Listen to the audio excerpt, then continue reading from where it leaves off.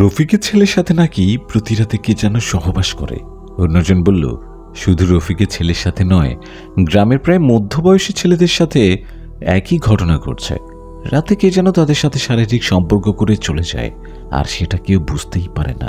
তাদের সাথে কে শারীরিক সম্পর্ক করে কেউ জানে না। আসসালামু আলাইকুম, আমি লেখক হৃদয় খান। আপনারা যারা পরীর সহবাস সিজন 1 শুনেননি তারা সিজন 1 শুনে নেবেন। সিজন 1 আমার এই চ্যানেলে দেওয়া আছে, আমি এই ভিডিওর ডিসক্রিপশন বক্সে দিয়ে দিব, আপনারা শুনে নেবেন। তাহলে গল্পটা শুরু করা যাক।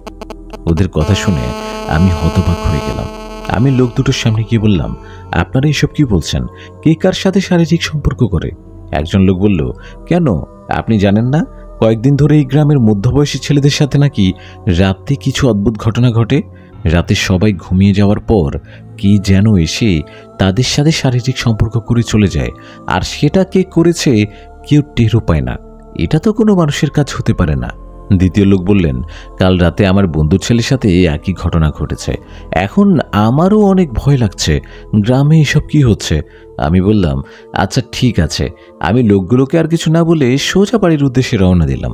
লোকগুলোর কথা শুনে আমার অনেক ভয় লাগছিল। আমি মনে মনে ভাবছিলাম, এটা কিভাবে হতে পারে? প্রায় 1 বছর আগে একই ঘটনা তো আমার সাথে ঘটেছিল। সেই পরীটা কি আবার ফিরে এসেছে? না না, পরীটা আবার কিভাবে আসতে পারে? পরীটাকে তো 1 বছর আগে হুজুর বন্দি করে তার সাথে নিয়ে গেছে। আর যদি ফিরে আসে তাহলে সে আগে আমাদের কাছে আসতো, তাকে বন্দি করার প্রতিশোধ নিত। না না, এটা হয়তো তাদের মনের ভুল। এগুলো ভাবতে ভাবতে আমি বাড়ির দরজার সামনে দাঁড়ালাম। আমি কলিং বেল দিতেই মা দরজা খুলে বলতে লাগলো, কি রে, এত দেরি করে বাড়ি ফিরছিস কেন? কয়েকদিন পর তো বিয়ে, তুই বিয়ে করার পরও এইভাবে দেরি করে বাড়ি ফিরবি নাকি? হ্যাঁ, আপনারা ঠিকই শুনেছেন, 1 মাস পর আমার বিয়ে। আমার বিয়ে কার সাথে হচ্ছে জানেন? মিতুর সাথে। হুজুর যখন পরীকে বন্দি করেছিলেন তারপর আমাদের জীবন ভালোই কাটছিল। কয়েকদিন পর আমি আর মিতু সিদ্ধান্ত নেই আমি আর মিতু বিয়ে করব। আমাদের ভালোবাসার কথাটা মা বাবাকে জানাই। আমাদের কথায় মা বাবাও বিয়ের জন্য রাজি হয়ে যায়। মিতু ঠিক করে আমরা 1 বছর পর বিয়ে করব। এখন বিয়ের বাকি আর মাত্র 1 মাস। 1 মাস পর আমার আর মিতুর বিয়ে। মায়ের কথায় আমি বললাম, না মা, আসার সময় কিছু বন্ধুদের সাথে দেখা হয়েছিল, বন্ধুদের সাথে কথা বলতে গিয়ে তাই একটু দেরি হয়ে গেছে। মা বললেন, আচ্ছা ওইসব বাদ দে, তাড়াতাড়ি ফ্রেশ হয়ে খেতে আয়। আমি রুমে গিয়ে ফ্রেশ হয়ে খেতে বসি। খাবার খাওয়ার সময় মা আমাকে বলে উঠলেন, কি রে, কালকে মিতুর সাথে মার্কেটে যাওয়ার কথা মনে আছে না, কি ভুলে গেলি? আমি বললাম, মা, এত তাড়াতাড়ি মার্কেটে যাওয়ার কি দরকার? বিয়ের বাকি তো আরও 1 মাস। পরে একদিন সবাই মিলে মার্কেটে যাব। মা বললেন, না, তুই মিতুকে নিয়ে কালকে শপিং করতে যাবি। তুই আর মিতুর কি কি লাগবে সব কিছু কেনাকাটা করবি। অন্যদিন আমরা সহ আবার যাব। আমি মাকে কিছু না বলে আর নিজের রুমে চলে গেলাম। সে রাতে আমার কিছুতেই ঘুম আসছে না, শুধু ওই লোকগুলো কথা মনে পড়ছে। লোকগুলোর কথা কি সত্য নাকি মিথ্যা, এসব ভাবতে ভাবতে কখন যে আমি ঘুমিয়ে পড়েছি জানি না। সকালে কলের আওয়াজে আমার ঘুম ভাঙে। মোবাইলটা হাতে নিয়ে দেখি মিতুর কল। আমি মোবাইলটা কানে দিয়ে বললাম, হ্যালো, এত সকাল সকাল ফোন দিলে কেন? ওপাশ থেকে মিতু রাগী গলায় বলল, কাল রাত থেকে তোমার কোনো খবর নাই। আমি কল দিলাম, তুমি ধরলে না। আবার সকালে আমি কল না দিলে তো তোমার কোনো খবরই থাকতো না। আমি মাথা চুলকাতে চুলকাতে বললাম, আরে না, কাল একটু ক্লান্ত ছিলাম, তাই তাড়াতাড়ি ঘুমিয়ে পড়েছিলাম। মিতু একটু নরম হয়ে বলল, ঠিক আছে, শোনো, মা বলেছে আজ মার্কেটে যেতে, সেটা মনে আছে নাকি? তাও ভুলে গেছো? আমার মায়ের কথাও মনে পড়ে গেল, তাই বললাম, হ্যাঁ ঠিক আছে, বিকেলের দিকেই যাব। তুমি বিকেলে রেডি থেকো, আমি এসে তোমাকে নিয়ে যাব। ফোন রেখে আমি কিছুক্ষণ বিছানায় শুয়ে থাকতাম, কিন্তু রাতে সেই লোকগুলোর কথা এখনও মাথায় ঘুরপাক খাচ্ছিল। গ্রামের ছেলেদের সাথে রাতের বেলা কি হচ্ছে, ঘটনাটা কি সত্যি? আমি ভাবতে ভাবতে রুম থেকে বের হয়ে হাত মুখ ধুয়ে নাস্তা করতে বসলাম। মা পাশে বসে বলল, তোর মুখটা তো গম্ভীর কেন, কোনো চিন্তা আছে নাকি? আমি দ্রুত বললাম, না মা, কিছু না। কিন্তু মা আমার চোখের দিকে তাকিয়ে সন্দেহ করলো কি না বুঝলাম না, তবে মা সেখানে আর কিছু বলল না। বিকেল হওয়ার পর আমি আর মিতু মার্কেটে গেলাম কেনাকাটা করতেই মিতু আমার হাতে টান দিয়ে বলল, তুমি এত চুপচাপ কেন আজ, কোনো সমস্যা হয়েছে? আমি মিতুকে ওইসব কিছু বলতে চাইলাম না, শুধু বললাম, কিছু না, আমার একটু ক্লান্ত লাগছে। মিতু আমার দেখে কিছুক্ষণ তাকিয়ে রইল, তারপর বলল, ঠিক আছে, তোমার যদি ক্লান্ত লাগে তাহলে চলো, আজ আর বেশি কিছু কিনবো না, তাড়াতাড়ি বাড়ি ফিরবো। আমি মাথা নাড়লাম। সব কেনাকাটা শেষ করে আমরা বাড়ির পথে রওনা দিলাম। আমরা দুইজন রাস্তা দিয়ে হাঁটছি। আমি একটু পেছনে ফিরতেই দেখতে পাই ওই কালকের রাতের লোকটাকে, যে লোকটা পরীর কথা বলছিল। আমি সেই লোকটার দিকে যাব, ঠিক তখনই মিতু বলে উঠল, কি হলো হৃদয়, তুমি ওই দিকে কোথায় যাচ্ছ? মিতুর কথায় আমি মিতুকে কি বলবো বুঝতে পারছিলাম না। আমি মিতুকে ওই পরীর কথাটা বলতে চাইছিলাম না, তাই আমি মিতুকে বললাম, কই না তো, আমি এমনি ওই দিকে দেখছিলাম। তেমন কিছু না মিতু, চলো আমার বাসায় যাই। আমি আর মিতু আর কথা না বাড়িয়ে সোজা বাসার দিকে রওনা দিলাম। কিন্তু আমার মন এখনো অস্থির। ওই লোকটা কাল রাতে যা বলছিল সেটা কি সত্যি, নাকি কোনো ভয় বা গুজব? আমি আর ভাবতে পারছিলাম না। মাথাটা কেমন ভারী লাগছিল। কেনাকাটা শেষে বাসায় আসার পর কিছুক্ষণ শুয়ে থাকার পর উঠে বাইরে বের হলাম। বন্ধু সজীবের বাড়ির দিকে হাঁটতে বের হলাম, ওর কাছ থেকে কিছু জানতে পারি কিনা। আমি সজীবের বাড়ির সামনে গিয়ে দরজায় কড়া নাড়াতে লাগলাম। কিছুক্ষণ পর দরজা খুলল সজীব। সজীব আমাকে দেখে বলল, কি রে তুই হঠাৎ এখানে? আমি সজীবকে বললাম, বাসায় আর ভালো লাগছিল না, তাই একটু বাইরে ঘুরতে বের হয়েছি। আগে তুই কেমন আছিস সেটা বল। সজীব বলল, আমি তো ভালো আছি, শুনেছি সামনে নাকি তোর বিয়ে, তাও আবার মিতুর সাথে। আমি হেসে বললাম, হ্যাঁ রে, আর মাত্র 1 মাস বাকি, সব ঠিকঠাক চললে তোকেও কিন্তু বরযাত্রী হয়ে যেতে হবে। সজীব বলল, ঠিক আছে যাব। আচ্ছা এসব কথা এখন বাদ দে, তুই কি বাইরে দাঁড়িয়ে কথা বলবি নাকি ভেতরে আয়? সজীবের কথায় আমি ঘরের ভেতরে গেলাম। ঘরের ভেতরে গিয়ে আমি সজীবকে বললাম, আচ্ছা আমি তোর থেকে একটা কথা জানার জন্য এসেছি। সজীব বলল, কি কথা? তুই কি জানতে চাচ্ছিস বল। আমি বললাম, তোকে তো আমি আগেই বলেছিলাম যে একজন পরী প্রতি রাতে আমার সাথে শারীরিক সম্পর্ক করত। 1 বছর আগে পরী আমার সাথে কি কি করেছিল সেটা তুই ভালো করেই জানিস। পরীটাকে আমরা কি করে বন্দি করেছিলাম। আমার কথায় সজীব বলল, হ্যাঁ তুই তো আমাকে সব বলেছিলিস। তোর সাথে পরী কি কি করেছিল সব ঘটনা তো আমাকে বলেছিলি, কোনো সমস্যা হয়েছে নাকি রে? আমি বললাম, কালকে রাতে আমি যখন বাজার থেকে বাড়িতে ফিরছিলাম তখন 2টা লোক একে অপরকে বলছিল এই গ্রামে নাকি মধ্যবয়সী ছেলেদের সাথে রাতে কি যেন সহবাস করে, আর তাদের সাথে সহবাস করার সময় তারা নাকি সেটা বুঝতে পারে না। তারা নাকি পরে বুঝতে পারে যে তাদের সাথে কে যেন শারীরিক সম্পর্ক করেছে। আমার কথাগুলো শুনে সজীব বলল, হ্যাঁ রে, এটা আমিও শুনেছি। আমার নিজের চাচাতো ছোট ভাই তো এটার শিকার। কয়েকদিন আগে তার সাথেও নাকি এমন ঘটনা ঘটেছে। সে আমাকে বলেছে রাতে নাকি সে যখন ঘুমিয়ে যায় তারপর কেউ এসে নাকি তার সাথে শারীরিক সম্পর্ক করে, আর যখন সেই ঘুম থেকে জেগে যায় তখন নাকি সে কাউকে দেখতে পায় না। সে নাকি ঘুমানোর সময় সব দরজা জানালা বন্ধ করেছিল, তাও তার সাথে এমন ঘটনা ঘটেছে। আমি সজীবের কথা শুনে আঁতকে উঠলাম। তাহলে কি সত্যি সেই পরী আবার ফিরে এসেছে, নাকি এটা অন্য কিছু? আমি সজীবকে বললাম, তোর চাচাতো ভাই এখন কেমন আছে? তার শরীর ঠিক আছে তো? তোর চাচাতো ভাই এখন কোথায়? সজীব একটু চিন্তিত মুখে বলল, সে এখন অনেক ভয় পেয়েছে। আগের মতো কারোর সাথে কথা বলে না, সবসময় চুপচাপ থাকে, মাঝে মাঝে গভীর চিন্তায় ডুবে যায়। সে বলেছে রাতে ঘুমোতে গেলে কেউ মনে হয় তার পাশে শুয়ে আছে, কেউ যেন তার গায়ে হাত বুলাচ্ছে। আমি আর সেখানে চুপ থাকতে পারলাম না। মনে হচ্ছিল 1 বছর আগের সেই অভিশপ্ত রাতগুলো আবার ফিরে এসেছে। আমি সজীবকে বললাম, তোর ভাই এখন কোথায়? আমি একটু তার সাথে দেখা করতে চাই, আমি কথা বলতে পারবো? সজীব কিছুক্ষণ চুপচাপ থাকার পর বলল, আসলে হৃদয়, আমার মামাতো ভাই তো এখন বাসায় নাই, তারা তারা কোথায় গেছে আমি নিজেও জানি না। আমি বললাম, কি, ওরা কোথায় গেছে? সজীব বলল, মামাতো ভাইয়ের সাথে যখন প্রতি রাতে এসব ঘটনা ঘটছে তখন তারা একটা হুজুরের কাছে গেছে। সেই হুজুরটা তাদেরকে কিছু পানি আর তাবিজ দিয়েছিল, কিন্তু সেই হুজুর কিছু করতে পারে নাই। তাই তারা সিদ্ধান্ত নেয় যে তারা তাদের বাড়ি ছেড়ে চলে যাবে। তাই তারা বাড়ি ছেড়ে কোথায় চলে গেছে সজীবের কথায় আমি হতবাক হয়ে গেলাম। আমি সেখানে চুপচাপ দাঁড়িয়ে রইলাম। সজীব আমার দিকে তাকিয়ে বলল, কিরে হৃদয়, তুই কি ভাবছিস? তাহলে তুই আজকে বাড়ি ফিরে যা, আমি কালকে আমার মামাতো ভাই কোথায় আছে খবর নিয়ে তোকে জানাবো।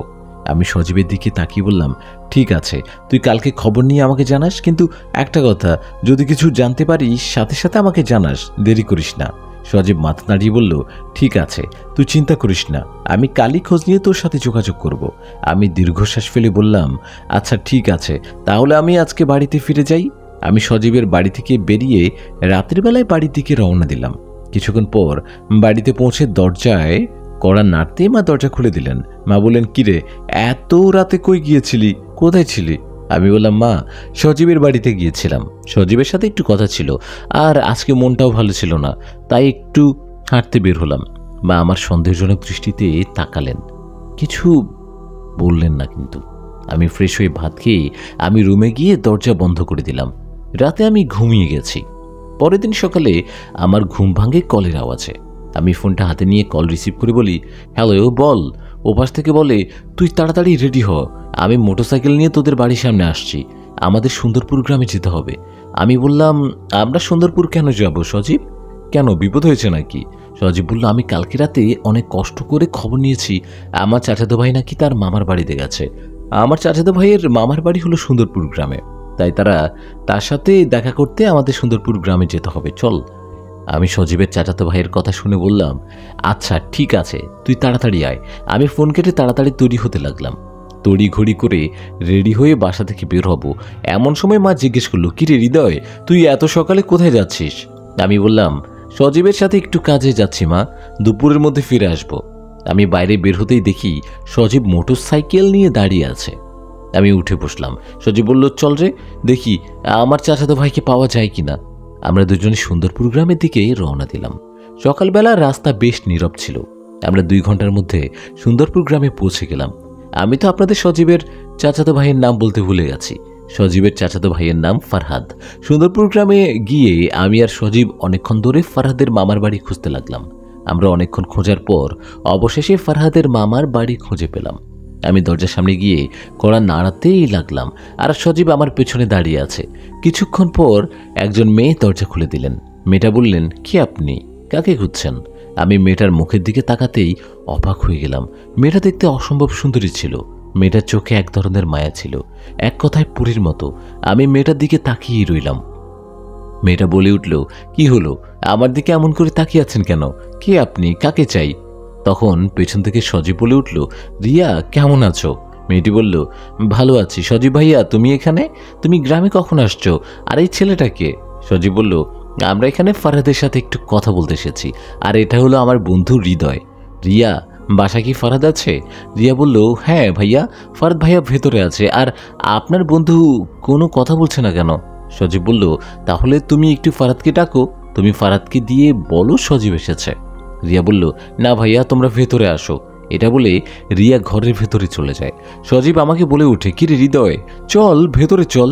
আমি আর সজীব ঘরের ভেতরে ঢুকলাম। বাড়িটার পরিবেশ বেশ শান্ত আর সুন্দর ছিল। ভেতরে ঢুকতেই দেখি ফারহাদ সোফায় চুপচাপ বসে আছে। মুখটা কেমন শুকিয়ে গেছে, চোখের নিচের দিকে কালো হয়ে গেছে, যেন অনেক দিন ঘুম হয়নি। ফারহাদ আমাদের দেখে উঠে দাঁড়ালো, তারপর বলল, সজীব ভাই, তোমরা এখানে? সজীব বলল, হ্যাঁ রে ফারহাদ, তোর খবর নিতে আসলাম, তুই ঠিক আছিস তো? ফারহাদ মাথা নেড়ে বলল, ঠিক আছি। কি জানি না কি কি ভাই, কি হচ্ছে এগুলা? রাতে ঘুমাতে ভয় লাগে, মনে হয় কেউ আমার পাশে শুয়ে আছে, আবার যেন কেউ শরীর ছুঁয়ে যায়। আমি এবার সামনে এগিয়ে গিয়ে বললাম, ভাই, একটু খোলামেলা করে বলো তো, এসব কবে থেকে হচ্ছে? এইসব আর এই গ্রামে আসার পর কি কিছু হয়েছে নাকি? ফারহাদ গভীর শ্বাস দিয়ে বলল, এই গ্রামে আসার পরও শান্তি নাই। এখানে আসার পর প্রথম দিন কিছু হয়নি, কিন্তু গতকাল রাতেও বুঝতে পারলাম কেউ যেন পাশে ছিল। দরজা বন্ধ ছিল, জানালা লাগানো, তারপরও এমন অনুভূতি। আমি এখন খুব ভয় পাচ্ছি। এই কথা শুনে আমার বুক কেমন করে উঠল। আমি সজীবের দিকে তাকালাম। আমি ফারহাদকে আরো বললাম, আচ্ছা তুমি কি জানো এগুলো তোমার সাথে কে করছে? রাতে তোমার রুমে কে আসে? কোনো মানুষ আসে নাকি কোনো পরী? ফারহাদ বলল, সেটা আমি জানি না। আমি যখন ঘুম থেকে জেগে যাই তখন আমি রুমে কাউকে দেখতে পাই না। এমন সময় রিয়া আমাদের জন্য পানি নিয়ে এলো। রিয়া শান্ত গলায় বলল, ভাইয়া, আমি কিছু বুঝতে পারছি না। ফারহাদ ভাইয়ের সাথে যে এমন হচ্ছে, সেটা কি আসলে কোনো জিন বা পরীর কাজ? আমি রিয়ার দিকে তাকিয়ে আসতে বললাম, আমি ঠিক জানি না, কিন্তু আমার জীবনেও এমন ঘটনা আগেও ঘটেছে, আর মনে হচ্ছে এটা হালকা কোনো বিষয় না। সজীব তখন বলল, হৃদয়, আমাদের আবার সেই হুজুরের সাথে কথা বলা উচিত, যিনি আগেরবার তোদের সাহায্য করেছিল। আমি বললাম, হ্যাঁ ঠিক বলেছিস, সময়ে নষ্ট করা ঠিক হবে না, রাতে যে কোনো সময় বড় কিছু হতে পারে। ফারহাদ বলল, ভাই, আমি চাইলে কি তোমাদের সাথে যেতে পারি হুজুরের কাছে? আমি আর সহ্য করতে পারছি না। আমি বললাম, অবশ্যই যাবে, আমরা আজকেই ফিরে যাওয়ার সময় হুজুরের সাথে দেখা করব। রিয়া চিন্তিত মুখে বলল, তাহলে তোমরা কিছু খেয়ে তারপর যাও, আমি খাওয়ার ব্যবস্থা করি। কিন্তু আমি বললাম, না রিয়া, এখন দেরি করা যাবে না, তোমরা দোয়া করো যেন আমরা এর একটা সমাধান খুঁজে পাই। তারপর আমরা তিনজন বেরিয়ে পড়লাম হুজুরের বাড়ির উদ্দেশ্যে। প্রায় 2-3 ঘন্টা মোটরসাইকেল চালানোর পর অবশেষে আমরা বকুলতলা হুজুরের গ্রামে পৌঁছলাম। আমরা তিনজন হুজুরের বাড়িতে গিয়ে দেখি হুজুর বাড়িতে নেই, হুজুরের ঘরের বাইরে তালা মারা। এটা দেখে আমরা সবাই হতবাক হয়ে গেলাম। আমরা একে অপরের দিকে তাকাতে লাগলাম। তখনই একজন অচেনা লোক এসে বলে উঠলেন, তোমরা কি হুজুরকে খুঁজছো? হুজুর তো বাসায় নেই। আমি লোকটাকে বললাম, হুজুর হুজুর আবার কোথায় গেছে? আপনি কি জানেন হুজুর কোথায় গেছেন?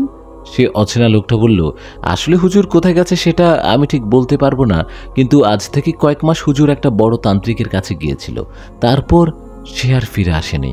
আমি লোকটাকে আবার জিজ্ঞাসা করলাম, আচ্ছা আপনি কি জানেন হুজুর যে তান্ত্রিকের কাছে গেছে তার ঠিকানা কোথায়, আর হুজুর তান্ত্রিকের কাছে কেন গেছেন? আমার কথায় লোকটা বলল, তান্ত্রিকের কাছে হুজুর কেন গেছে সেটা ঠিক বলতে পারবো না, কিন্তু কোনো এক পরীর ব্যাপারে গেছে সেটা জানি, আর হুজুর কোনো তান্ত্রিকের কাছে গেছে সেটা কেউ জানে না। লোকটার কথা শুনে আমরা সবাই হতবাক হয়ে গেলাম। লোকটার কথা শুনে আমরা তিনজন কিছুক্ষণ নিশ্চুপ হয়ে রইলাম। হুজুর না থাকায় যেন সব পরিকল্পনাই এলোমেলো হয়ে গেল। হুজুর না থাকায় যেন সব পরিকল্পনাই এলোমেলো হয়ে গেল। সজীব মুখটা শুকিয়ে বলল, তাহলে এখন কি করব হৃদয়? আমাদের হুজুরই একমাত্র ভরসা ছিল। আমি চারপাশে তাকিয়ে বললাম, দেখ, হুজুর যেহেতু পরীর ব্যাপারে কোনো তান্ত্রিকের কাছে গেছে, তাহলে হয়তো এই তান্ত্রিকই আমাদের সাহায্য করতে পারে, কিন্তু তার ঠিকানা খুঁজে বের করতে হবে। লোকটাকে আবার জিজ্ঞেস করলাম, ভাই, হুজুর তান্ত্রিকের কাছে যাওয়ার আগে কাউকে কিছু বলেনি? কেউ কি জানে? লোকটা কিছুক্ষণ ভেবে বলল, শোনো, হুজুর যাওয়ার আগের দিন রাতে সে গ্রামের পাশের পুরনো বাজারে গিয়েছিল। ওখানে এক বৃদ্ধার সাথে কথা বলেছিল। মানুষজন বলে ওই বৃদ্ধা অনেক কিছু জানে, চাইলে তোমরা তার সাথে কথা বলেই দেখতে পারো। আমি সঙ্গে সঙ্গে সজীব আর ফারহাদকে বললাম, চল, সময় নষ্ট না করে ওই বৃদ্ধার কাছেই যাই। আমরা মোটরসাইকেল নিয়ে পুরনো বাজারের দিকে রওনা দিলাম। আধা ঘন্টা পর বাজারে পৌঁছে একটা চায়ের দোকানে লোকজনকে জিজ্ঞেস করলাম, এই বাজারে এক বৃদ্ধা থাকেন যিনি অনেকদিন ধরে এখানে আছেন, ওনাকে কোথায় পাবো? চায়ের দোকানদার আঙ্গুল দিয়ে সামনের একটা ছোট্ট খুপড়ির দিকে দেখিয়ে বলল, ওই যে খুপড়ি ঘরটা দেখছেন, উনি হলেন রহিমা বুড়ি। তবে সাবধান, কেউ বেশি জিজ্ঞেস করলে রেগে যায়। আমরা ধীরে ধীরে ওই খুপড়ির সামনে গিয়ে কড়া নাড়লাম। কিছুক্ষণ পর পর্দা সরিয়ে এক বয়স্ক মহিলা বের হয়ে এলেন। তার চুল পাকা ধরে গেছে, চোখ দুটো গভীর আর যেন 1000 বছরের অভিজ্ঞতায় ভরা। বৃদ্ধা আমাদের দেখে ধীরে বললেন, কিরে, তোমরা কারা? এখানে কি গাছ? আমি বিনয়ের সাথে বললাম, মা, আমরা হুজুরকে খুঁজছি, শুনেছি উনি আপনার সাথে দেখা করেছিলেন। আপনি কি জানেন উনি কোথায় গেছেন? আমাদের হুজুরকে খুব দরকার। বৃদ্ধা গভীর দৃষ্টিতেই আমাদের তিনজনের দিকে তাকিয়ে রইলেন, তারপর আসতে বললেন, আসলে বাবা, আমিও তাকে খুঁজছি। সেই দিন সে কোথায় যাবে সেটা আমাকেও বলেনি, তারপর সে এখানে আর আসেনি। আমি নিজেও বুঝতে পারছি না হুজুরকে কোথায় খুঁজব। ওই বৃদ্ধার কথা শুনে আমরা একে অপরের দিকে তাকাতে লাগলাম। আমি তাকে বললাম, আচ্ছা মা, আমরা এখন চলে যাচ্ছি, আপনি যদি হুজুরকে খুঁজে পান তাহলে আমাদের একটু খবর দিয়েন। সে বলল, আচ্ছা ঠিক আছে বাবা। বৃদ্ধার কাছ থেকে কোনো খবর না পেয়ে আমরা আবার তার বাড়ি থেকে বের হয়ে গেলাম। সেই বৃদ্ধার বাড়ি থেকে বের হয়ে ফারহাদ বলল, ভাই, এখন কি করব? হুজুর নেই, তান্ত্রিকের খবরও নেই। আমি একটু ভাবলাম, তারপর বললাম, দেখো, ভয় পেলে হবে না, যত ঝামেলাই হোক কিছু একটা উপায় বের করতেই হবে। ফারহাদ, তুমি এখন শক্ত থাকো, আর তুমি এখন বাসায় যাও। সজীব বলল, তুই ঠিক বলেছিস। আমি কিছুক্ষণ চুপচাপ দাঁড়িয়ে থাকলাম, তারপর বললাম, রাতে কয়েকদিন ধরে তো ফারহাদের রুমে কেউ আসে না, আর কয়েকদিন দেখো রাতে কেউ আসে কিনা, তার কিছু একটা করা যাবে। সামনে আবার আমার আর মিতুর বিয়ে, একবার এই বিয়েটা হয়ে যাক, তারপর যা করার করব। সজীব আর ফারহাদ বলল, আচ্ছা ঠিক আছে, তাহলে আমাদের এখন নিজ নিজ বাসায় ফিরে যাওয়া দরকার। তারপর আমরা তিনজন বাসার উদ্দেশ্যে রওনা দিলাম। আমি আর সজীব ফারহাদকে তার বাসার সামনে নামিয়ে দিয়ে আমরা আমাদের বাড়ির দিকে রওনা দিলাম। বাইক চালাতে চালাতে সজীব আমাকে বলল, হৃদয়, তুই এগুলো নিয়ে একদম চিন্তা করিস না তো, তোর বিয়েটা হয়ে যাক, তারপর আমরা কিছু একটা করব। আমি বললাম, তুই একদম ঠিক বলেছিস। আচ্ছা সজীব, আমরা যখন ফারহাদের মামা বাসায় গিয়েছিলাম তখন দরজা খুলছে যে মেয়েটা, সেই মেয়েটা কে রে? সজীব বলল, আরে ওটা তো রিয়া, ফারহাদের মামাতো বোন। রিয়া তো আমাদের কলেজেই পড়ে। আমি বললাম, ও আচ্ছা, একটা কথা বলতেই হবে, সেই মেয়েটা দেখতে অনেক সুন্দরী, তার চোখ দুটো দেখতে অনেক সুন্দর। এগুলো বলতে বলতে আমার বাসার সামনে চলে এলাম। আমি সজীবকে বিদায় দিয়ে আমার বাসায় চলে গেলাম। বাসায় গিয়ে ফ্রেশ হয়ে রাতে খাবার খেয়ে ঘুমিয়ে যাই। পরের দিন সকালে ঘুম থেকে উঠে ভাবছিলাম অনেক দিন তো কলেজে যাওয়া হয়নি, আজকে কলেজে গিয়ে দেখি, কলেজে গেলে হয়তো মনও ভালো হয়ে যাবে। মনে মনে ভাবছিলাম অনেকদিন পর কলেজে যাচ্ছি, সবার সাথে দেখা হবে, মজা করব। আমি কলেজে যাওয়ার জন্য রেডি হয়ে আমি কলেজের উদ্দেশ্যে রওনা দিই। কলেজে যাওয়ার পর আমি কলেজের গেট দিয়ে ঢোকার পর আমি দেখতে পেলাম ফারহাদের মামাতো বোন রিয়াকে দেখে তো আমি অবাক হয়ে গেলাম। আমি মনে মনে ভাবতে লাগলাম, রিয়া এখানে কেন? ও তো সুন্দরপুরে থাকে। আমি রিয়ার দিকে এগিয়ে গেলাম, তার সামনে গিয়ে আমি বললাম, আপনি রিয়া না? কেমন আছেন আপনি? আর আপনি এখানে কেন? রিয়া একটু অবাক হয়ে বলল, আপনি সজীব ভাইয়ের বন্ধু না, যে কালকে আমাদের বাসায় গেছেন? আর আপনি এখানে কেন? আমি হালকা হাসি দিয়ে বললাম, হ্যাঁ আপনি ঠিক ধরেছেন, আমি হৃদয়। আমি অনেকদিন পর কলেজে এলাম, কিন্তু আপনাকে এখানে দেখে সত্যি অবাক হলাম। আপনি এখানে কেন এসেছেন? আপনি কি সুন্দরপুর থেকে এসেছেন নাকি? রিয়া একটু হেসে বলল, আসলে হ্যাঁ, হঠাৎ করেই আসতে হলো। ফারহাদ ভাইয়ার ব্যাপারে তো জানেনই, ওর সমস্যাটা নিয়ে খুব চিন্তিত আমরা। তাই আমার বাবা ঠিক করলেন আপাতত আমাকে শহরে পাঠিয়ে দেওয়া হবে। কয়েকদিন থাকবো এখানে খালার বাসায়, সাথে কলেজেও যাওয়া আসা করব। এই কলেজে তো আমি কিছুদিন আগে ভর্তি হয়েছি। আমি বললাম, বুঝলাম, খুব ভালো করেছেন। এখানে থাকলে ফারহাদ ভাইয়ের চিন্তা থেকে কিছুটা দূরে থাকবেন, আর কলেজে যাওয়া আসাও করতে পারবেন, তখন আপনার আরও ভালো লাগবে। আমি আর রিয়া কলেজের গেটের সামনে দাঁড়িয়ে কিছুক্ষণ কথা বলছিলাম। রিয়ার কথায় একটা কেমন জানি শান্তি অনুভূতি ছিল। রিয়ার চোখে তখনও সেই মায়াভরা দৃষ্টি। আমি হালকা হেসে বললাম, ঠিক বলেছেন, এখানে থাকলে আপনার মনও ভালো থাকবে। আর যেহেতু এখন আমি নিয়মিত কলেজে আসবো, আপনার সাথে দেখা সাক্ষাৎ হতেই থাকবে। রিয়া হেসে বলল, হ্যাঁ দেখা হলে ভালোই লাগবে, পরিচিত কেউ থাকলে তো সুবিধা হয়। আমি মাথা নেড়ে বললাম, ঠিক বলেছেন, চলেন আজ আপনাকে কলেজটা ভালোভাবে ঘুরিয়ে দেখাই। রিয়াও রাজি হয়ে গেল। তারপর আমি আর রিয়া একসাথে কলেজের ভেতরে ঢুকলাম। ক্লাসের ফাঁকে ফাঁকে রিয়ার সাথে অনেক কথা হচ্ছিল। দিনটা বেশ ভালোই কেটেছিল। বিকেলে ছুটি হওয়ার সময় রিয়া বলল, আচ্ছা আপনি কালকে কি কলেজে আসবেন? আমি হেসে বললাম, অবশ্যই, এখন তো নিয়মিত আসবো। রিয়া মাথা নেড়ে হাসলো, তারপর বলল, আচ্ছা তাহলে দেখা হবে কাল। আমি রিয়ার থেকে বিদায় নিয়ে বাসার দিকে রওনা দিলাম। তবে বাসায় ফেরার পর মনটা বারবার রিয়ার কথার দিকেই চলে যাচ্ছিল। কে জানে, এমন অদ্ভুত ঘটনার মাঝে এক মায়াবী রিয়ার সাথে এমন পরিচয় হবে ভাবিনি। আর ঠিক সেই দিন বিকেলেই সজীব একটা অদ্ভুত খবর দিল। সজীব বলল, হৃদয়, একটা খবর পেলাম, হুজুরকে নাকি কেউ শেষবার একটা পুরনো শ্মশানে দেখেছে, যেটা হুজুরের গ্রামের পাশে। আমি বললাম, কি বলিস, শ্মশানে? হুজুর শ্মশানে ওখানে কি করতে গেছে? সজীব বলল, কেন গেছে সেটা কেউ জানে না, তবে কিছু গ্রামবাসী বলেছে সেদিন রাতে নাকি শ্মশানের আশেপাশে হুজুরকে দেখেছে। আমি সজীবের মুখ থেকে খবরটা শোনার পর কিছুক্ষণ চুপচাপ রইলাম। মনে হাজারো প্রশ্ন ঘুরপাক খাচ্ছিল। হুজুর যদি সত্যি শ্মশানে গিয়ে থাকেন, তবে সেটা নিশ্চয়ই কোনো সাধারণ কারণ না। আমি সজীবকে বললাম, শোন, কাল সকালে আমরা আবার বের হব, সরাসরি হুজুরের গ্রামের পাশের সেই শ্মশানে যাব। এখন সময় নষ্ট করলে চলবে না। সজীব বলল, ঠিক বলেছিস, আমি ফারহাদকে খবর দেই, ওকেও আমাদের সাথে নিতে হবে। সেদিন রাতে খাওয়া দাওয়া শেষে ঘুমাতে গেলেও ঘুম আসছিল না। মাথার ভেতর শুধু হুজুরের শ্মশান কানেকশনের চিন্তা। পরের দিন সকালে হলো, আমরা তিনজন, আমি, সজীব আর ফারহাদ রওনা দিলাম শ্মশানের দিকে। শ্মশানে পৌঁছে দেখি জায়গাটা পুরো নির্জন, বাতাসও যেন হালকা শীতল, একটা গা ছমছমে ভাব। পুরনো কিছু কবর আর পোড়া কাঠের গন্ধ চারপাশে ছড়িয়েছিল। আমি চারদিকে তাকিয়ে বললাম, এখানেই তো হুজুরকে দেখা গেছে, তাই তো? সজীব বলল, হ্যাঁ, কয়েকজন বলেছে ওই বড় বট গাছটার পাশে নাকি হুজুরকে দেখা গেছে। আমরা ধীরে ধীরে বট গাছটার কাছে গেলাম। হঠাৎ দেখি মাটিতে হুজুরের ব্যবহার করা এক তাবিজ পড়ে আছে। আমি তাবিজটা হাতে তুলে নিলাম। কিছুক্ষণ তারপর একটা ঠান্ডা বাতাস বইছিল, আর যেন কারো উপস্থিতি টের পাওয়া যাচ্ছিল। কেউ যেন আমাদের ফলো করছে। ফারহাদ হঠাৎ বলল, ভাই, মনে হচ্ছে কেউ আমাদের দেখছে। আমরা তিনজন একসাথে পেছনে ফিরে তাকালাম, কেউ নেই, কিন্তু বাতাসের শব্দটা যেন ফিসফিস করে কিছু বলছে। সজীব আমাদের আস্তে আস্তে বলল, হৃদয়, এবার আসলেই কিছু একটা বড় ঘটনা ঘটতে যাচ্ছে। হুজুর যদি এখানে এসে হারিয়ে যায়, তবে কোনো অশরীরী ব্যাপার তো আছেই। আমি বললাম, ঠিক বলেছিস, এবার আমাদের হুজুরের সেই তান্ত্রিককে খুঁজতেই হবে। হয়তো এই তাবিজের ভেতরেই কোনো সূত্র আছে। তখন ফারহাদ বলে উঠল, তাহলে কি আমরা তাবিজটা কাউকে দেখাবো? আমি বললাম, হ্যাঁ, শহরে ফিরে কোনো বড় হুজুর বা তান্ত্রিকের কাছে নিয়ে যাব। এখন দ্রুত এখান থেকে বের হওয়া ভালো।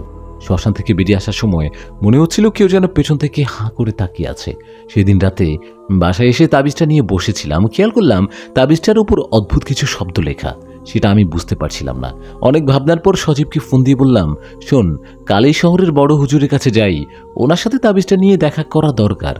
সজীব বলল, ঠিক বলছিস, আমি ফারাদকে খবর দেই, কাল সকালেই আমরা বের হব। পরের দিন সকালবেলা আমরা 3 জন শহরের বড় হুজুরের বাড়ি গেলাম। হুজুর বয়সে একটু বৃদ্ধ।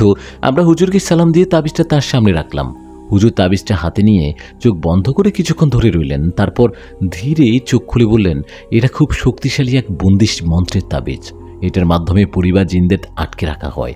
এই তাবিজটা হয়তো তিনি পরিবার জিনদের হাত থেকে বাঁচার জন্য নিজের কাছে রেখেছিলেন। আমি বললাম, তাহলে কি এই তাবিজটার মাধ্যমে হুজুরের কোনো খোঁজ পাওয়া যাবে? সেই হুজুর বলল, এই তাবিজ দিয়ে কোনো কিছু জানা সম্ভব না। এই তাবিজ দিয়ে তোমরা হুজুরকে খুঁজে পাবে না, তোমাদের অন্য কোনো উপায় বের করতে হবে। হুজুরের কথা শুনে আমরা 3 জনই কিছুটা হতাশ হলাম। এত আশা নিয়ে তাবিজ নিয়ে এসেছিলাম, কিন্তু এই তাবিজটা কোনো কাজে লাগলো না। তবে হুজুর আবার বললেন, দেখো, তোমরা যদি হুজুরকে খুঁজতে চাও তবে যেই তান্ত্রিকের খুঁজে ছিলে তাকে খুঁজে বের করো, কারণ মনে হচ্ছে হুজুরের এই হারিয়ে যাওয়ার পেছনে কোনো বড় জাদুটোনা বা শক্তির হাত আছে। সেই তান্ত্রিকের হয়তো জানে হুজুর এখন কোথায় বা কিভাবে উদ্ধার করা যাবে তাকে। আমি ফারাদ আর সজীবের দিকে তাকিয়ে বললাম, তাহলে এবার তান্ত্রিককে খুঁজতেই হবে, কিন্তু কোথায় খুঁজবো হুজুরকে? তারপর আমরা 3 জন ওখান থেকে চলে আসলাম। বাসায় যেতে যেতে সজীব আমাকে বলল, দেখ হৃদয়, আমরা হয়তো হুজুরকে খুঁজে পাবো না। আমি বললাম, এখন আমাদের কি করা প্রয়োজন, কি করব আমি বুঝতে পারছি না। আমার কথা সজীব বলল, আচ্ছা, এখন পরিয়ার হুজুরের কথা মাথা থেকে বাদ দিয়ে দে। 15-20 দিন পর তো তোর বিয়ে, এখন শুধু তোর বিয়ের কথা চিন্তা কর। তোর বিয়েটা একবার হয়ে যাক, তারপর না হয় এটা নিয়ে আমরা কিছু একটা করব। সজীবের কথাগুলো শুনে আমি কিছুক্ষণ চুপ করে রইলাম। আমি মনে মনে ভাবতে, সত্যিই তো আমার বিয়েটা সামনে চলে এসেছে, কিন্তু হুজুরের ব্যাপারটা মাথা থেকে ঝেড়ে ফেলা এত সহজ হচ্ছে না। আমি জানি এখানে কিছু একটা গভীর রহস্য লুকিয়ে আছে, তবুও সজীবের কথায় আমি কিছুটা স্বস্তি নিঃশ্বাস ফেললাম। আমি বললাম, ঠিক আছে, এখন আমি শুধু বিয়েটা নিয়ে ভাবি, তবে বিয়ের পর আমরা আবার হুজুরের খোঁজে নামবো। সজীব হেসে বলল, অবশ্যই। ফারাদও মাথা নেড়ে সম্মতি দিল। তারপর আমরা বাসায় গিয়ে ফিরলাম। আমি বাসার সামনে গিয়ে দরজার কড়া নাড়তে লাগলাম। দরজাটা যখন খুলে তখন আমার সামনে মিতু দাঁড়িয়ে আছে। মিতু আমাকে বলে উঠল, এতক্ষণ কোথায় গিয়েছিলে, আর তুমি আর কল ধরছো না কেন? মিতুর কথাগুলো শুনে আমি একটু অবাক হলাম। আসলে সারাদিন এত কিছু ঘটে যাওয়ার পর ফোনটা চেক করারই সুযোগ পাইনি। আমি হালকা হাসি দিয়ে বললাম, আরে মিতু, আমি একটু ব্যস্ত ছিলাম, ফোন সাইলেন্ট ছিল, তাই খেয়াল করিনি। মিতু, কিছু হয়েছে? মিতু আমাকে একটু রেগে বলল, ব্যস্ত ছিলে মানে? জানো আমি তোমাকে কতবার ফোন করেছি, তোমার বাসার সবাইও তোমার জন্য অনেক চিন্তায় ছিল। আমি একটু অস্বস্তি বোধ করলাম। সত্যি বলতে আজকে দিনে সব ঘটনাই এত অদ্ভুত আর রহস্যময় ছিল যে বাসার কথা মনেই ছিল না। আমি একটু নরম গলায় বললাম, সরি মিতু, আসলে একটা গুরুত্বপূর্ণ কাজে ছিলাম, এখন তো আমি চলে এসেছি। মিতু আমার দিকে কিছুক্ষণ তাকিয়ে থাকলো, তারপর একটু বিরক্তি নিয়ে বলল, থাক, এখন এসব কথা বাদ দাও, এখন ভিতরে আসো, তোমার সাথে আমার কিছু কথা আছে। আমি মিতুর কথায় আর কিছু না বলে ভিতরে ঢুকে গেলাম। ভিতরে গিয়ে দেখি মা বাবা সবাই বেশ চিন্তিত, মুখেই বসে আছে। আমায় দেখি মা বললেন, হৃদয়, কোথায় ছিলি এতক্ষণ? ফোনও ধরছিলি না, আমরা সবাই খুব টেনশনে ছিলাম বাবা। আমি শান্ত গলায় বললাম, মা, একটা দরকারি কাজে গিয়েছিলাম, তাই ফোন চেক করতে পারিনি। মিতু তখন একটু রাগী গলায় বলল, কি দরকারি কাজ ছিল, সেটাও কি বলা যাবে না? আমি সেখানে কিছুক্ষণ চুপ করে রইলাম। সত্যি বলতে হুজুরের সাথে শ্মশানের কানেকশন বা তাবিজের ব্যাপারটা নিয়ে এখন বাসার কারোর সাথে কথা বলতে চাইছিলাম না, কারণ সামনে আমার আর মিতুর বিয়ে, এতে ওরা হয়তো আরও বেশি দুশ্চিন্তা করবে। তাই আমি বললাম, তেমন কিছু না, সজীব আর ফারাদের সাথে একটা কাজে গিয়েছিলাম। মিতু আমার দিকে কিছুক্ষণ তাকিয়ে থাকলো, যেন বুঝতে চেষ্টা করছিল আমি সত্যি বলছি কিনা। তারপর একটু বিরক্ত হয়ে বলল, আচ্ছা ঠিক আছে, ফ্রেশ হয়ে তাড়াতাড়ি খেতে আসো। আমি মাথা নেড়ে সায় দিলাম, কিন্তু মনে মনে বুঝতে পারছিলাম মিতু আমাকে কিছুটা সন্দেহ করছে। সত্যিটা ওর কাছে বলা ঠিক হবে কিনা তা ভেবে পাচ্ছিলাম না। যাই হোক, আমি ফ্রেশ হয়ে খেতে বসলাম। মা আমাকে শান্ত গলায় বললেন, বাবা, এখন তো তোর বিয়ের আয়োজন নিয়ে সবাই ব্যস্ত, তুই যেন আর কোনো ঝামেলায় না জড়াস, এখন শুধু নিজের বিয়ের কথা ভাব। আমি মায়ের কথায় কিছু বললাম না, শুধু মাথা নিচু করে খেতে থাকলাম। মিতুও খেতে বসেছিল, তবে ওর মুখে একটা অদ্ভুত ভাব ছিল, যেন কিছু একটা বুঝতে পারছে কিন্তু বলছে না। তারপর আমি খাবার খেয়ে নিজের রুমে চলে যাই। আমি রুমে ঢুকে দরজা বন্ধ করে দিলাম, এমন সময় দরজার সামনে দেখি মিতু দাঁড়িয়ে আছে। আমি মিতুকে দরজার সামনে দাঁড়িয়ে থাকতে দেখে একটু অবাক হলাম। মিতুর মুখের দিকে তাকিয়ে আমি বললাম, কি হলো মিতু, তুমি এখানে? কিছু বলবে নাকি? মিতু একটু থেমে গিয়ে বলল, তোমার সাথে একটু কথা ছিল, একা। আমি দরজাটা পুরোপুরি খুলে ওকে ভিতরে আসতে বললাম। মিতু ধীরে ধীরে রুমে ঢুকলো। তারপর মিতু দরজাটা নিজেই বন্ধ করে দিল। আমি খাটের পাশে চেয়ার টেনে বসলাম, আর মিতু আমার সামনের সোফায় বসলো। কিছুক্ষণ আমরা দুজন চুপচাপ, কেউ কিছু বলছি না। আমি প্রথমে মিতুকে বললাম, মিতু বলো, তুমি আমাকে কি কথা বলবে? মিতু আমার দিকে কিছুক্ষণ তাকিয়ে থাকলো, তারপর ধীরে ধীরে বলল, সত্যি করে বলবে কিন্তু, তুমি কি আমাকে বিয়ে করতে চাও? আমি মিতুর প্রশ্ন শুনে হতবাক হয়ে গেলাম। এতক্ষণ ধরে আমি অন্য কিছু নিয়ে চিন্তা করছিলাম, কিন্তু মিতুর এমন প্রশ্নের জন্য আমি একদমই প্রস্তুত ছিলাম না। কিছুক্ষণ চুপ থেকে বললাম, এটা তুমি কেমন প্রশ্ন করছো মিতু? আমরা তো বিয়ের জন্যই প্রস্তুতি নিচ্ছি। মিতু আমার চোখের দিকে তাকিয়ে বলল, কিন্তু আমি তোমার মধ্যে সেই আগ্রহটা দেখতে পাচ্ছি না হৃদয়, যেন তুমি কোনো একটা দুশ্চিন্তার মধ্যে আছো। আমি চাই তুমি মন থেকে বিয়েতে রাজি থাকো। আর আমি কিছুদিন ধরে দেখছি তুমি আগের মতো আমার সাথে দেখা করো না। দেখা করার কথা বাদ দাও, ঠিকমতো কলও দাও না। কলও দাও না, কথা বলো না, কিছুই না। আর আমি যদি তোমাকে কল দিই তাহলে তাও কল ধরো না। তুমি কি আমার সাথে কথা বলতে চাও না হৃদয়, নাকি তুমি আমাকে বিয়ে করতে চাও না? আমি মিতুর কথাগুলো শুনে কিছুক্ষণ চুপ করে রইলাম। সত্যি বলতে মিতু যা বলছে তা মিথ্যা না। আমি আসলেই অনেক ব্যস্ত হয়ে পড়েছি হুজুরের খোঁজে, শ্মশানের রহস্য আর তাবিজের ব্যাপার নিয়ে। আর ওই ফারহাদের মামাতো বোন রিয়াকে দেখার পর থেকেই মিতুকে তো একবারও কল দেওয়া হয়নি। দিনে যেটুকু সময় পাই রিয়াকে নিয়ে ভাবতে ভাবতে চলে যায়। কিন্তু তার মানে এই নয় যে আমি মিতুকে অবহেলা করছি বা তাকে বিয়ে করতে চাই না। আমি বড় একটা দীর্ঘশ্বাস ফেললাম, তারপর মিতুর দিকে তাকিয়ে বললাম, মিতু, আমি জানি আমি কিছুদিন ধরে তোমার সাথে আগের মতো সময় দিতে পারছি না, কিন্তু এর মানে এটা না যে আমি তোমাকে বিয়ে করতে চাই না। মিতু কিছুক্ষণ আমার চোখের দিকে তাকিয়ে বলল, তারপর তাকিয়ে থাকার পর বলল, তাহলে তুমি আমার সাথে আগের মতো কথা বলছো না কেন, আর আমার কল ধরো না কেন? আমি মিতুকে বললাম, মিতু, আমি আসলে সজীব আর ফারহাদকে নিয়ে একটা সমস্যার সমাধান করার চেষ্টা করছিলাম। একটা সমস্যা হয়েছে, এখন তোমাকে সব বলতে পারবো না, তবে আমি কথা দিচ্ছি সময় হলে তোমাকে সব জানাবো।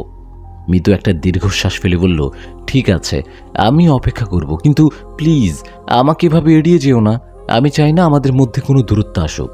আমি মাথা নেড়ে বললাম, আমি কথা দিচ্ছি মিতু, আর এমনটা হবে না। তাহলে তাহলে এমনটা হবে না যেহেতু কি? তারপর মিতু আস্তে আস্তে করে উঠে দাঁড়ালো, দরজার দিকে এগিয়ে গেল। দরজার সামনে দাঁড়িয়ে একটু থেমে বলল, তাহলে এখন আমি যাচ্ছি, তুমি একটু বিশ্রাম নাও, কাল কথা হবে। আমি হালকা হাসি দিয়ে মাথা নেড়ে বললাম, হ্যাঁ, কাল কথা হবে। তারপর মিতু দরজা খুলে বেরিয়ে গেল। এরপর আমিও শুয়ে পড়ি। পরের দিন সকালে উঠে আমি কলেজে যাই। কলেজে গিয়ে দেখি কলেজের বাইরে বসে আছে ফারহাদের মামাতো বোন রিয়া। রিয়াকে দেখে আমি একটু অবাক হলাম। রিয়া কলেজের গেটের সামনে বসে কি করছে? আমি ওর দিকে এগিয়ে গেলাম, কাছে গিয়ে বললাম, রিয়া, তুমি তুমি এখানে বসে আছো কেন? আজ তুমি ক্লাসে যাওনি? রিয়া আমার দিকে তাকিয়ে হালকা একটা হাসি দিয়ে বলল, আজ ক্লাসে যেতে ইচ্ছে করছে না, তাই ভাবলাম একটু কলেজের বাইরে বসি। আমি রিয়ার পাশে বসে বললাম, কি হয়েছে, মন খারাপ নাকি?